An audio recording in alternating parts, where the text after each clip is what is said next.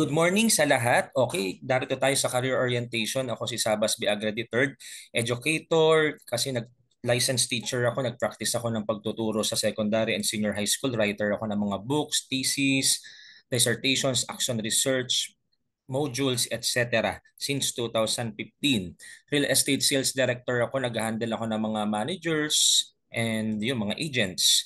Credit card supervisor, yan, ano rin ako ng mga credit cards, ng mga nag-a-apply ng credit cards at nakamarami rin ako natulungan about dyan.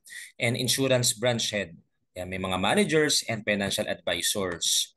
Okay, so dito tayo sa unang tanong, what are your biggest dreams? Gusto kong i-realize mo to, isipin mong mabuti, ano ba yung pinakamalaki mong pangarap sa buhay? Ano itong pinakamalaking pangarap mo na ito?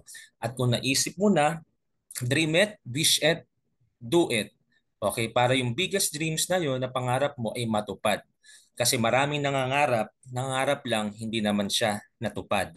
Okay, so yon. Tingnan mo mabuti yung biggest dreams mo. Ano ba yung pinakapangarap mo sa buhay mo hanggat nabubuhay ka pa na gusto mong marating yung pinakamalaki mong pangarap? And tanong ko sa iyo na next, where are you right now in terms of your dreams? Nasaan ka na ngayon? Nasa step 1 ka pa ba? Step 0, step 2, nasa step 5, step 10, o nandun ka na ba? Malapit ka na ba? O sobrang layo pa? O kahit papano ay malapit na naman? Mahalaga na alam mo yan kung nasan ka na sa iyong dreams, lalo na sa biggest dreams mo.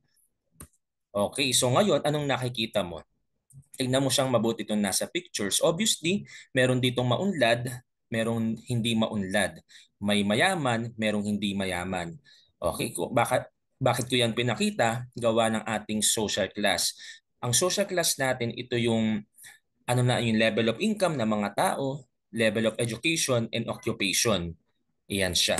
So dito sa Philippines natin, sa bansa natin noong 2006 to 2015, meron tayong graph na to, poverty versus extreme poverty. So makikita natin na may mahirap na, may sobrang mahirap pa. Okay, ever since the world began, talaga namang napakarami talaga sa populasyon ang mga mahirap. Pero pinapakita ko dito yung according sa research, according sa survey, according sa graph. So ang dami talagang mahirap. Ang masakit pa, may mas sobrang hirap pa.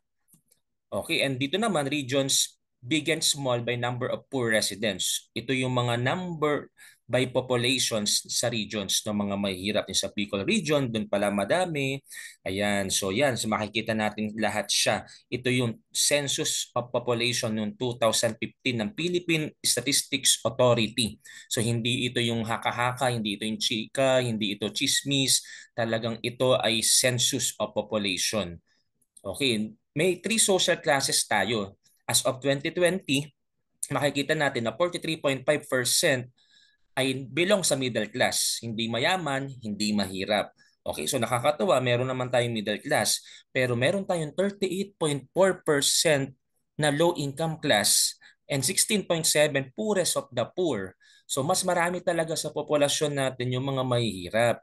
And tingnan nyo to, ang nakaka-shock talaga. 1.4% falls under the high income class. So sa 100%, wala pang 2% yung nasa high income class kung tutuusin natin as of 2020. So sa tingin nyo, bakit kaya 2020 na pero ang dami pa rin yung mahihirap? Tapos konting-konti lang yung middle class, lalo na yung high income class. So tingnan nyo siyang mabuti. Bakit kaya ganun? Paulit-ulit lang yung nasa history. Paulit-ulit lang. Tingnan nyo siya yung income cluster natin. Yung poor, less than 12,000 ang kinikita, low income class but not poor, nasa 12,000 to 24,000, lower middle income class 24,000 to 48,000 monthly niya, may middle income class 48,000 to 84,000, dito tayo sa rich, tingnan nyo 241,000 and above. Saan ka narito sa income cluster na to based sa iyong monthly income? Gusto ko siyang i-realize mong mabuti na ibangga mo siya sa iyong biggest dreams. Sa tingin mo ba, example, narito ka sa low middle income class, let's say lang, dito sa 24,000 to 48,000. Sa tingin mo ba, pag nandito ka sa income cluster na to, sa tingin mo, yung biggest dreams mo ba ay matutupad mo ba? Or pangarap lang siya or suntok sa buwan?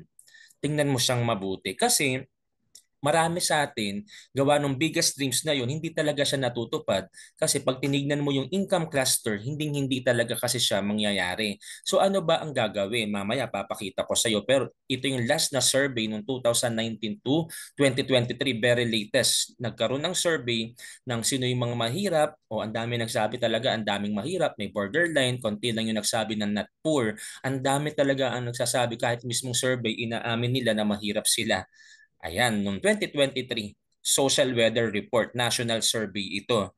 Okay, so final thought, anong gagawin para malabanan ito?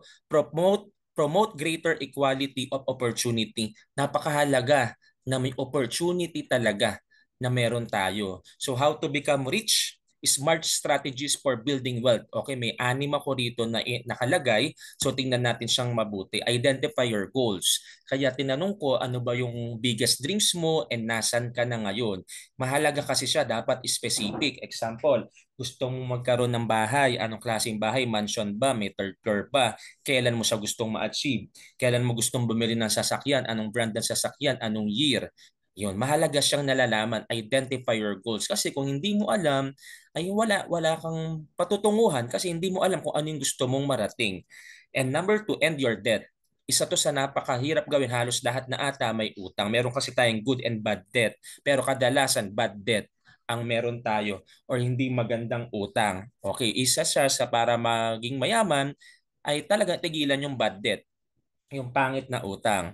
Start budgeting and saving money. Napakahalaga rin nito. Dapat marunong sa pagbabudget, kung ano yung income mo, and ito pa, kailangan mag-save ka. Kung ano yung nare-receive mo na budget mo na, nagse-save ka pa. And number four, get insurance. Ako, 4 o 5 na tong insurance ko na meron. Kasi napakahalaga niya na hindi naman millions yung binayaran mo, pero may millions ka na makukuha kapag nagkasakit, kapag namatay na aksidente, or kung hindi, pag tumanda, may pang business, may pang-paaral sa anak, may pang negosyo. So napakahalaga rin ng insurance.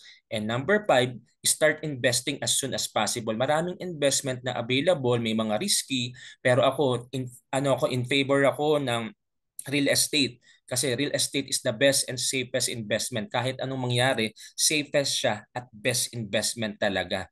Kaya mahalaga rin na pag nagawa mo na to lahat, nag invest ka na as soon as possible. Hindi mo napapatagalin. And number six, napakahalaga po nito, increase your income. Kasi pinakita ko sa inyo, yung income cluster, kapag ganun yung income cluster mo, ibabangga mo sa biggest dreams mo, maa-achieve mo ba yung biggest dreams mo or hindi?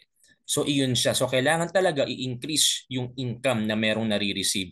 Pakita ko lang yung ITR ko noong 2021, ito sa kaliwa.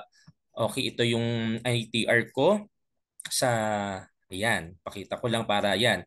So makikita nyo, ayan, in 1 year, nagulat ako kasi teacher ako eh. Nagturo talaga ako, 20,000 plus lang ang ITR, ang monthly salary ng teacher. So yun, sa isang taon, mga 200,000 plus lang yung ITR ko. Ito, nung yan na, yung sa sales, nasa sales ako, dahil maganda talaga sa sales, di ba? Pag sales kasi negosyo siya, unlimited yung income. So ito na siya. Ito yung in 1 year ko. Nagulat ako na yung 20 years ko sa teacher, kinita ko na siya in 1 year noong 2021. At hindi lang yan, noong 2022 na ulit-ulit siya. Yan po siya. So diyan ako talaga na-amaze na siya na kaya siya. Kasi ganun yung sales kasi. Ganun siya. Gawa ng commissions, unlimited yung kitaan compare sa employed na yun talaga fixed na siya. So yung biggest dreams mo, kung fix ang sweldo mo, mahirap ma-achieve yung biggest dreams, lalo na't palaki ng palaki mga gastusin, di ba? Okay, at ito naman, noong 2023, ito siya. Ito naman yung sa iba ko pa na sales. Okay, so pinakita ko medyo mas lumiit kasi yung kanina, sa iba yon, magkaiba kasing ITR to. Magkakaibang ITR tong pinapakita ko. Ito naman noong 2023, 7 digit pa rin siya. Ayan, di ba? Noong 2024 hanggang May lang ito, nakakuha ko kasi nung May, January to May, ayan, so 6 digit. So sa sales ito. Okay, so pinakita ko yung ITR ko na ibig sabihin ganyan kaganda pag nasa sales. Wala kang puhunan, wala kang kasi pag business, 'di ba? Ang maganda naman ng business, kaso kailangan mo rin ng maganda rin yung puhunan. Malaki rin yung puhunan mo, 'di ba? O dito sa mga pinapasok ko nasa sales, ay hindi talaga siya, hindi ka naglalabas ng pera, 'di ba? Requirements lang, yung mga ganun lang. Ikaw talaga hawak mo oras mo. So maganda siya, unlimited income. Hawak mo oras mo, yung pera, bahala ka, unlimited commissions. So maganda 'yon. So 'yun, napakaganda niya. So the best way to predict the future is to create it, sabi nga ni Abraham Lincoln. Gusto mo ng ganong future? Gawin mo siya, i-create mo siya. 'Di ba? So yun, magagawa naman natin yun kasi tayo naman ang may control ng buhay natin. Pero dahil nga walang opportunity or maling opportunity merong mga tao kaya nakita natin, 'di ba? Marami talaga yung mga mahihirap or extreme poverty. Gawa ng opportunity, hindi nila tinetake yung napakagandang opportunity. So sabi sa Bible ng Jeremiah 29:11, "For I know the plans I have for you, declares the Lord, plans to prosper you and not to harm you, plans to give you hope and a future." So tandaan natin lagi itong Bible verse na to, na ang plano, may plano sa atin si Lord, pero kailangan lang talaga natin siya na nasa Diyos ang awa kasi nasa tao ang gawa. Paborito kong kasabihan din yon. Yan, mananalangin tayo, may awa ang Diyos, 'di ba? Talagang hingi tayo sa kanya ng gabay, ng tulong, pero kailangan nating pagsumikapan. And yun, nasa tamang opportunity kasi kahit na magsipag ka, magsikap ka, lagi ka magpuyat, kung hanggang ganun lang talaga yung kikitain, lalo't employed, so wala din talaga. So normal lang, naroon ka lang sa normal level or worse dun sa mahirap na level. So kailangan natin talaga i-push yung higher income talaga. Another source of income na maganda talaga yung opportunity.